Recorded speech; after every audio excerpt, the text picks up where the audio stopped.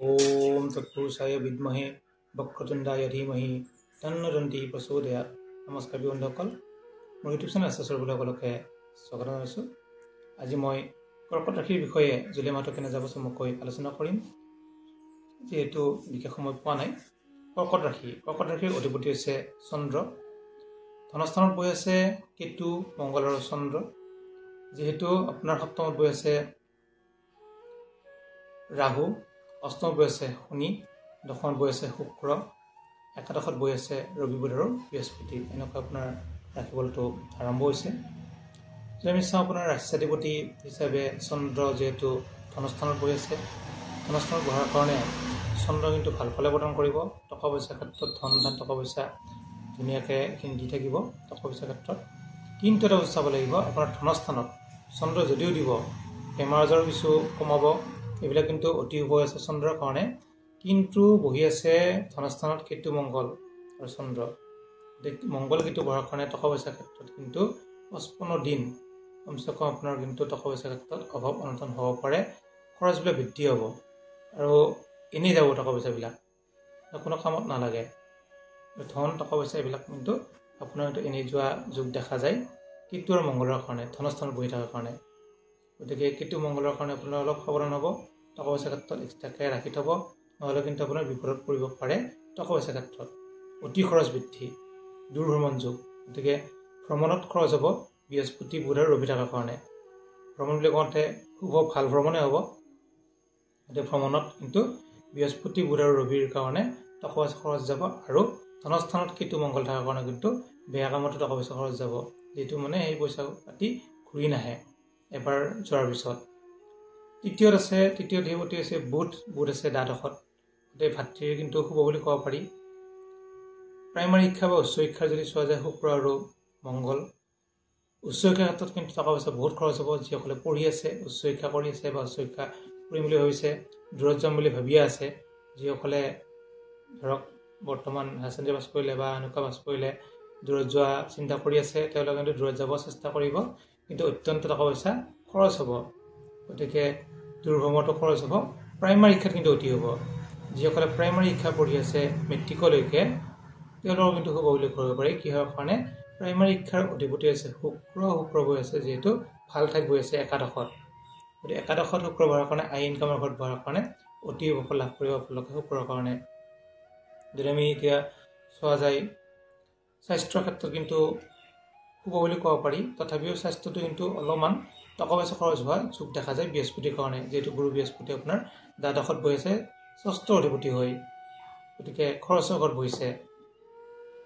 বিবাহৰ যদি আমি চাওঁ, বিবাহৰ ক্ষেত্ৰত বিবাহৰ অধিপতি হৈছে শনি আছে আপোনালোকৰ যিহেতু নৱমত ভাগ্য গৃহত। গতিকে বিবাহৰ ক্ষেত্ৰত যদি আগবাঢ়িব ইচ্ছা কৰে, এই 2.5 বছৰৰ ভিতৰত কিন্তু বিবাহ হৈ যাব।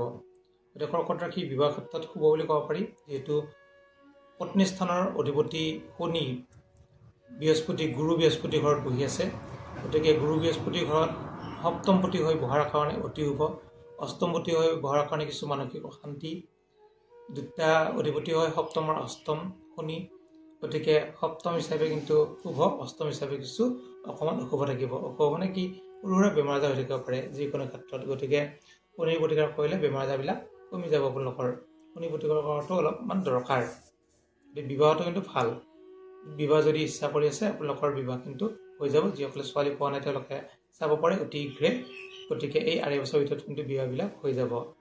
যদি আমি চাওঁ যিহেতু ভাগ্যাধিপতি হৈছে বৃহস্পতি আছে দ্বাদশত। গতিকে ভাগ্যৰ অধিপতি হৈ বৃহস্পতি দ্বাদশত বহাৰ কাৰণে খৰচবিলাক বৃদ্ধি হৈ থাকিব, প্ৰথমতে কৈছোঁ। গতিকে ভাগ্যৰো অলপ বেয়া, মানে ভাগ্যৰ অধিপতি হিচাপে ভাগ্যৰ অধিপতিটো অলপমান দুৰ্বল। গতিকে ভাগ্যটো অলপমান বেয়া থাকিব টকা পইচা খৰচৰ ক্ষেত্ৰত।